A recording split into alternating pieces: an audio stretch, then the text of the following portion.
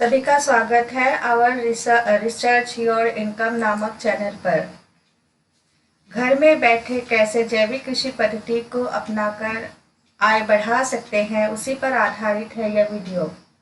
यह वीडियो एक research team द्वारा बनाया गया है, जिसमें विस्तार से जैविक कृषि पद्धति, इससे होने वाले आय एवं लाभ, जैविक खाद बनाने की विधि, सफलता की कहानियाँ, बाजार की उपलब्धता के बारे में विस्तार से चर्चा की गई है। साथ ही इस वीडियो को आप शुरू से अंत तक जरूर देखें और सब्सक्राइब करें। सब्सक्राइब करने के बाद कमेंट सेक्शन में जाकर के लिंक पर दिए गए लिंक पर क्लिक करने पर ईमेल देने से एक पूरा ऑर्गेनिक प्रोसेस यानी जैविक कृषि पर आधारित एक ई बुक फ्री में दिया जाएगा। लेकिन इससे पहले आप सब्सक्राइब जरूर करें। घर में बैठे कैसे जैविक कृषि पद्धति को अपनाकर आय बढ़ा सकते हैं, उसी पर आधारित है ये वीडियो। आज पूरी दुनिया में वर्तमान स्थिति कैसी है, यानी खाद्य उत्पाद को लेकर के क्या सोच है। विशाल जनसंख्या, अधिक मनुष्य को खिलाना। इस विशाल जनसंख्या की खाद्य संबंधी आपूर्ति को पूरा करने के लिए अधिक से अधिक उत्पादन की आवश्यकता। पारंपरिक रासायनिक खेती से इस उत्पादन को बढ़ाना। लोगों को क्या लगता है, तो इसका समाधान है पारंपरिक रासायनिक खेती, जिससे कम समय में अधिक उत्पादन हो और लोगों की खाद्य आपूर्ति पूरी हो। पर लंबी अवधि तक इसका प्रयोग जो है वह संदेहपूर्वक है, क्योंकि यह मिट्टी की उर्वरता को खत्म कर देती है। तो क्या है इसका समाधान? इसका समाधान है जैविक खेती। तो आइए दोस्तों, इस जैविक कृषि या खेती की पूरी पद्धति पर चर्चा करते हैं। जैविक खेती को लेकर भी आमतौर पर दो सवाल उठते हैं। क्या दुनिया भर में जैविक खेती हो सकती है, यानी अगर इसकी उपज के बारे में सोचें तो क्या इससे पूरी दुनिया की खाद्य आपूर्ति संबंधी जरूरतें पूरी हो सकती है? क्या जैविक खेती आय का अच्छा स्रोत है और क्या यह लाभदायक है? तो इन सभी सवालों का जवाब ही है हाँ। जैविक खेती ही इन सब का समाधान है और यह पूरी दुनिया की खाद्य संबंधी आपूर्ति को पूरा करने में सक्षम है। ये आय का एक अच्छा स्रोत ही नहीं, इसके उत्पाद सेहत के लिए लाभदायक भी है।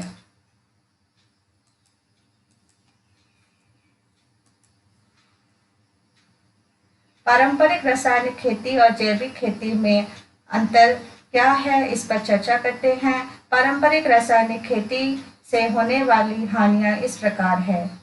इस खेती में रासायनिक खाद्य कृषि में उपज बढ़ाने के लिए जो प्रयोग किया जाता है, कीटनाशक, शाकनाशी आदि दवाओं का प्रयोग पर्यावरणीय समस्याओं को जन्म देती है, जिससे मिट्टी की उर्वरता घट जाती है। फसल की प्राकृतिक गुणवत्ता में गिरावट आती है। मिट्टी, पानी और खाद्य में भारी रासायनिक तत्वों में वृद्धि मानव में कैंसर का कारण बनती है। जैव विविधता में भी कमी आती है। अब ऑर्गेनिक फार्मिंग यानी जैविक खेती क्या है? आसान शब्दों में जैविक खेती कृषि की वह विधि है जो संश्लेषित उर्वरकों एवं संश्लेषित कीटनाशकों के अप्रयोग का न्यूनतम प्रयोग है, जो भूमि की उर्वरा शक्ति को बनाए रखने के लिए फसल चक्र, हरी खाद, कंपोस्ट आदि का प्रयोग करती है। इस खेती की विशेषताएं हैं, इसमें उत्पादित भोजन में भरपूर पोषक तत्व होता है। यह विष मुक्त, प्रदूषण मुक्त होता है। अच्छा स्वाद तथा उत्पाद लंबे समय तक रहता है। लागत में भी कमी आती है। यह सूखा प्रतिरोधी है और हानिकारक कीट पतंगों से खेतों में प्रतिरोधक क्षमता बढ़ती है। यह मृदा की उर्वरता को बढ़ाता है। खाद्य उत्पादन को बढ़ाना। जैविक खेती द्वारा खाद्य उत्पादन को कैसे बढ़ाया जाए, आइए इस पर एक एक स्तर पर विस्तार से चर्चा करते हैं। पहले एक आधार मैप और फ्लैट मैप तैयार करें। आधार मैप का नक्शा आपके कृषि क्षेत्र का वह नक्शा है जो पक्षियों की नज़र से देखा जाता है, जिसमें जलमार्ग, सड़कें, पेड़, इमारतें आदि शामिल है। प्लॉट मैप में शामिल है कृषि भूमि प्रोफाइल, समतल समोच्च एरिया जहां जल जमाव क्षेत्र, प्राकृतिक जल निकासी, हवा की दिशा, सूर्य की प्रकाश क्षेत्र, पशु गलियारा, पास की सड़कें, दिशाएं आदि शामिल है। तो ये बेस मैप का चित्र दिया गया है, इस तरह का वो मैप होगा और ये प्लॉट मैप का चित्र है। अब आगे बुनियादी ढांचे के विकास के बारे में जान लेते हैं। फील्ड सिलेक्ट होने के बाद यानी कृषि फार्म तैयार होने के पश्चात कुछ बुनियादी ढांचे को विकास करने की जरूरत है। कटाई के बाद रखा जाने वाला शेड, फसल उगाने वाले विस्तर, इस्तेमाल किए जाने वाले उपकरण जैसे मशीन आदि, भंडारण शेड, एक नर्सरी, सीमा बाड़ लगाना, सिंचाई की व्यवस्था, यानी अब कृषि भूमि चयनित होने के बाद इन बुनियादी चीजों की आवश्यक है। उत्पादन के लिए बाजार अनुसंधान और योजना, यानी उत्पादन की योजना। स्थानीय बाजार में कौन सा उत्पाद की मांग अधिक है। ऑर्गेनिक उत्पादों के अध्ययन की मांग, रेस्तोरां, होटल, मॉल और डिपार्टमेंटल स्टोर में स्थिति, यानी लोग क्या पसंद करते हैं इसका अध्ययन करना। उत्पाद का मूल्य और खरीदार का अध्ययन, उस उत्पाद को बढ़ाना जिसकी मांग बाजार में अधिक है और इसकी योजना बनाना। गार्डन बेड की तैयारी, कृषि भूमि की तैयारी। प्रारंभिक स्तर में ट्रैक्टर की मदद से थोड़ी जुताई करने के बाद फिर घास, कार्बनिक पदार्थ, पेड़ों की जड़ों, गुच्छों को बाहर निकालना। वर्मी कंपोस्ट की 4 से 6 इंच यानी 10 से 15 सेंटीमीटर परत से उसको कवर कर दे। अपनी फसलें पैदा करें। नर्सरी विधि यानी फसलें तैयार करने के 2 तरीके हैं। अपने खेत में फसलों को 2 अलग अलग तरीकों से उगाएं। नर्सरी में पहले बीज डालकर पौधों की रोपाई करें, फिर बाद में खेतों में उसे प्रत्यारोपण करें। नर्सरी में ही कुछ फसलें जैसे फल के पेड़, टमाटर आदि नई ताजी मिट्टी के साथ बड़े बर्तनों में पॉट में उगाएं। कृषि भूमि को ब्रॉडहार्ड करें, खाद डालें और फसलों के लिए आवश्यक स्थानों को चिह्नित करें। जब कृषि भूमि तैयार हो जाता है तब उस निश्चित स्थान पर इसको प्रत्यारोपण कर उन्हें सिंचित कर उन्हें नम किया जाना चाहिए। तो दूसरी विधि तैयार करने की विधि है तैयार कृषि भूमि पर खेत में सीधे फसलों के बीज डालने से है। हर फसल के उगने और परिपक्वता का समय अलग होता है, तो इसी के आधार पर इसकी तैयारी इस प्रकार होती है। खेतों में छरीवार से समतल भूमि में थोड़ी थोड़ी दूरी पर उथला सतह बनाया जाए, यानी कि छिछला स्थान। यह बीज के आकार पर भी निर्भर होता है। छोटे बीज उथले गहराई पर बोए जाते हैं। अब इस कृषि भूमि की बुआई से लेकर रोपाई तक हल्की सिंचाई की आवश्यकता होती है। कुछ फसलों को पॉलीथिलीन शीट, धान के पुआल इत्यादि के द्वारा बीजों को ढकने से त्वरित और समान अंकुरण में मदद मिलती है। अंकुरण के बाद इस ढकाव को हटा देना चाहिए। अपनी फसल उत्पादन की योजना बनाएं। मार्केट डिमांड के अनुसार अपने पैदावार की प्लान करें। एक रजिस्टर बुक लेकर फसल योजना लिखें। यह ध्यान रखें कि मांग के अनुसार फसल की निरंतरता को बनाए रखें। फसल उपलब्धता सूची तैयार करें। बाजार में इसकी उपलब्धता के देखने से पहले ही सीडिंग प्लान तैयार करें, जिसकी सूची इस प्रकार है। बीट रूट अवेलेबल होता है अक्टूबर से जनवरी तक, जो केवल 20 सप्ताह के लिए ही रहता है बाजार में। उसी तरह ब्रोकोली अक्टूबर से दिसंबर के महीने तक ये मिलता है और इसकी जो स्थिति है बाजार में वो 15 सप्ताह की है। इस तालिका से इस तरह हमें बाजार में एक एक फसल की उपलब्धता की सीमा का पता चल जाता है।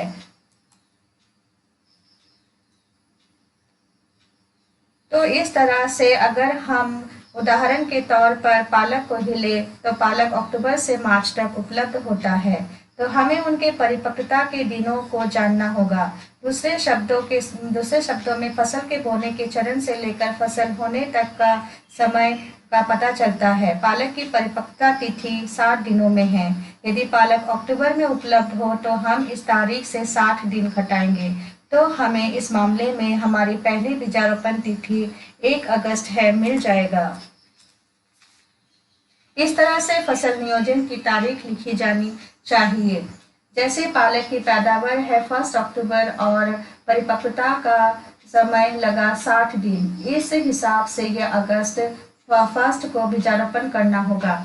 हमने बीज बोने की तिथि की पहचान कर ली है, तो यह पता लग जाता है कि हमें कितने बिस्तरों की आवश्यकता है, यानी मांग के अनुसार हमें इसकी कृषि भूमि तैयार करनी है। आमतौर पर 10 मीटर बिस्तर का उपयोग बीजारोपण के लिए किया जाता है। परिपक्वता की समय विधि तथा 10 बेड में इसका उत्पादन भी देख लेते हैं। उदाहरण ब्रोकोली को ही लेते हैं। इसकी जो परिपक्वता का समय है वह 90 से 100 दिनों की है और 10 बेड में इसका जो जो उत्पादन होगा वो होता है वो है 44 यूनिट। उसी तरह गाजर का जो समय है वो है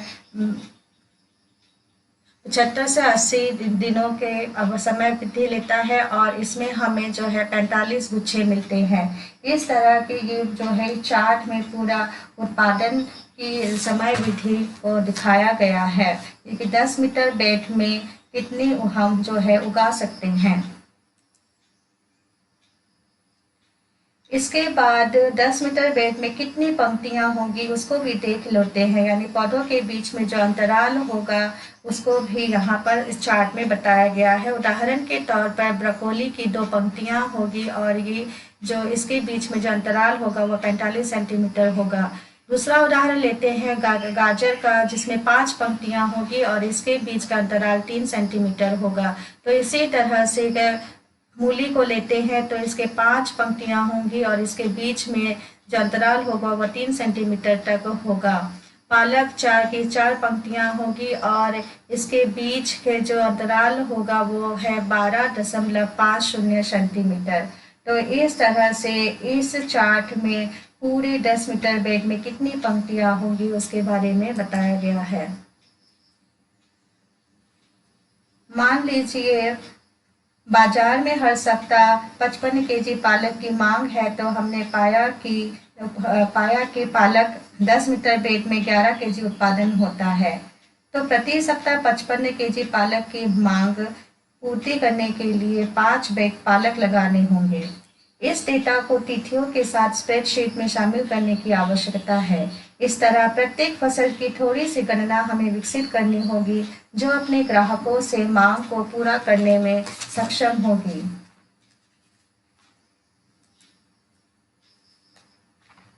प्रत्येक रोपण की तिथियां, चाहे वो प्रत्यक्ष रूप से बोई गई हो या प्रत्यारोपण की गई फसल हो, बेड वाइज योजना कर इन सभी सूचनाओं को वार्षिक कैलेंडर में लिखें।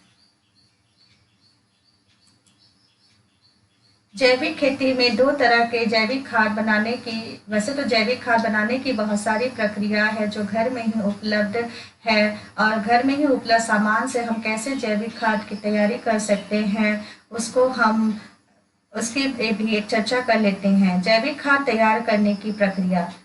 अब तक हमने पाया कि जैविक कृषि से बाजार में मांग की आपूर्ति को किस तरह पूरा किया जाता है उसको सूची तालिका द्वारा भी स्पष्ट हो गया है। अब बारी आती है जैविक खाद तैयार करने की, क्योंकि इसी पर उत्पादन की क्षमता निर्भर होती है।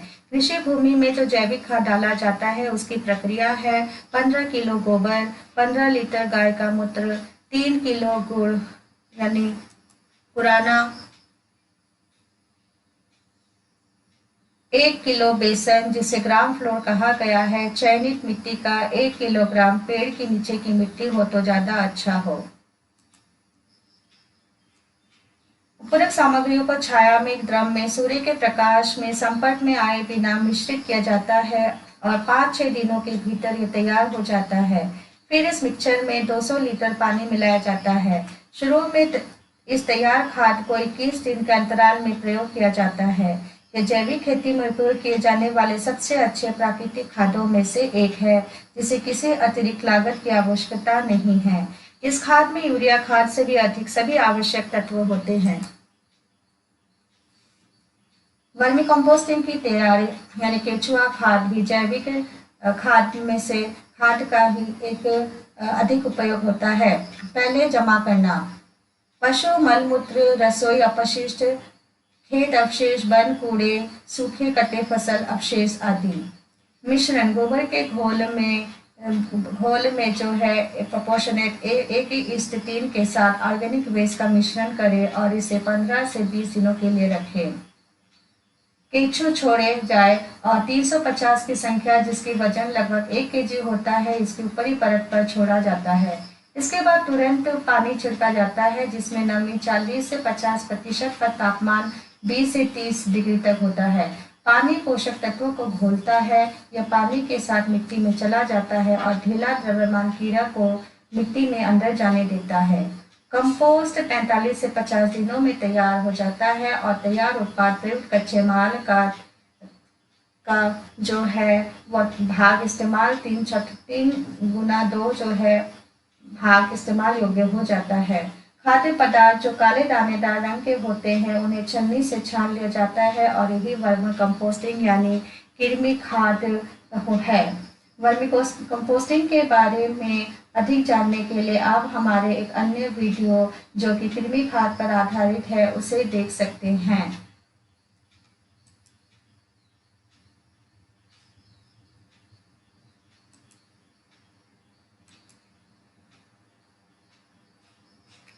कीड़े मकोड़ों से अपनी फसल के उत्पाद को बचाने के लिए कुछ प्राकृतिक कीटनाशकों के छिड़काव की भी आवश्यकता है जिसे आप कम लागत पर घर पर ही तैयार कर सकते हैं। प्राकृतिक कीटनाशक की तैयारी बनाने की प्रक्रिया है।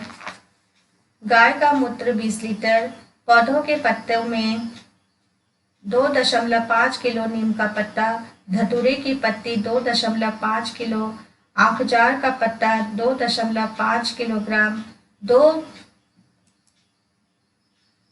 2.5 किलो भारतीय बेल का पत्ता,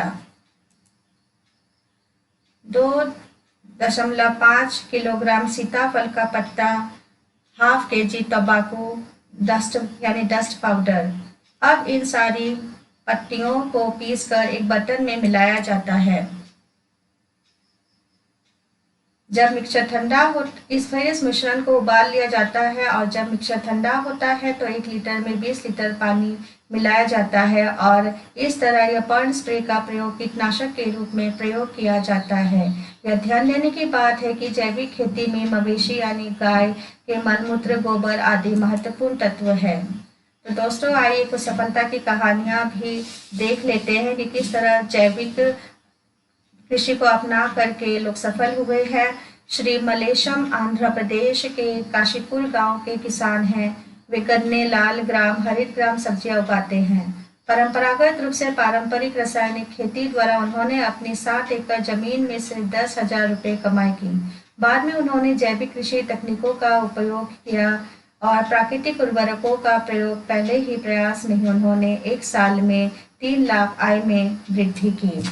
तो दूसरा उदाहरण भी देख लेते हैं और वह है हुकुम चंद पाटीदार का, जो कि जलवार गांव के रहने वाले हैं। इन्होंने 2004 में जैविक खेती शुरू की। आमतौर पर उन्होंने 4 एकड़ भूमि में फसल उगाई और उन्होंने वर्मी कंपोस्ट का उपयोग करने के लिए दृढ़ संकल्प किया। अब उनके खेत का विस्तार इस तरह से किया गया था कि खेतों में उत्पाद केवल भारत में ही नहीं निर्यात होते हैं बल्कि जापान, न्यूजीलैंड, जर्मनी, फ्रांस आदि में भी निर्यात होती है, जिससे लाखों की कमाई हो रही है। बेनिफिट कॉस्ट रेशियो यानी लाभ लागत अनुपात। एज पर international journal of current microbiology and applied sciences के रिसर्च करके भी यह पाया कि पारंपरिक रासायनिक खेती से जैविक खेती अधिक लाभदायक है। जैसे रागी में पारंपरिक रासायनिक खेती से लाभ लागत अनुपात 0.72 है, तो जैविक खेती में यह लाभ लागत अनुपात 1.08 है। उसी तरह मेज यानी मक्का में यह लाभ लागत अनुपात पारंपरिक रासायनिक खेती में 1.12 है, तो वही जैविक खेती में लाभ लागत अनुपात 1.37 है। इस तरह यह साबित हो गया है कि जैविक खेती ही जो है वह पारंपरिक रासायनिक खेती से अधिक लाभदायक और फायदेमंद है। Marketing and selling organic food यानी विपणन और बिक्री। अपने जैविक फार्म का एक अच्छा नाम चुनें। आसानी से आप और आपके उत्पादों के साथ ग्राहकों का रिश्ता बनाएं। अपने आप को प्राकृतिक किसान के रूप में आदर्श स्थापित करें यानी ब्रांड बने। फसल उत्पादन और वस्तुओं की बिक्री के रिकॉर्ड के लिए एक एक्सेल शीट बनाएं। पूर्ति आपूर्ति का रिकॉर्ड बनाएं। परियोजना का कार्यान्वयन। यह फॉर्म शुरू करने के लिए आप नाबार्ड जैसे बैंक और दूसरे सरकारी विभाग जैसे कृषि विभाग से सब्सिडीज लोन ले सकते हैं। सब्सिडाइज लोन ना मिले तो आप स्वयं से ही अपना एक छोटा सा फॉर्म तैयार कर उत्पादन को बढ़ा सकते हैं। अगर आप अपने स्वयं के निवेश में भी सक्षम नहीं हैं तो आप इसे गैर सरकारी संगठन और स्वयं सहायक समूह की मदद से भी इसकी शुरुआत कर सकते हैं। यदि आपके सहकर्मी यानी ग्रामीण लोग भी इसमें रुचि दिखाते हैं तो एक कोऑपरेटिव सोसाइटी बनाकर भी जैविक खेती कर सकते हैं। तैयार माल को बिक्री कैसे करें? तो इसके लिए होलसेलर के द्वारा रिटेल बेसिस पर भी आप इसे बेच सकते हैं।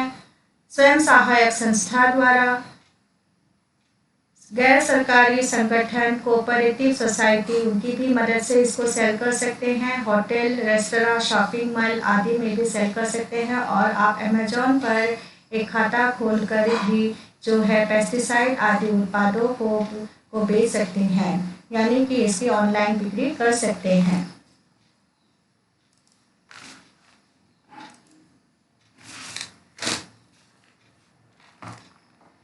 इस तरह ये वीडियो जैविक खेती से जुड़ी पूरी प्रक्रिया को विस्तार से बताती है और एक किसान या आम आदमी किस तरह इस जैविक खेती की पद्धति को अपनाकर लाभान्वित हो सकता है, उसी जानकारी को यहाँ साझा किया गया है। दोस्तों, ये वीडियो अच्छा लगे तो लाइक, कमेंट एंड शेयर जरूर करें और हाँ, इसे सब्सक्राइब करना ना भूलें, क्योंकि इसमें एक जैविक कृषि पर आधारित एक पुस्तक है जिसे आप कमेंट सेक्शन में दिए गए लिंक को क्लिक करके इस ई बुक को प्राप्त कर सकते हैं। तो फिर मिलेंगे या हाजिर होंगे हम अगले वीडियो में। इसी के साथ सभी का धन्यवाद।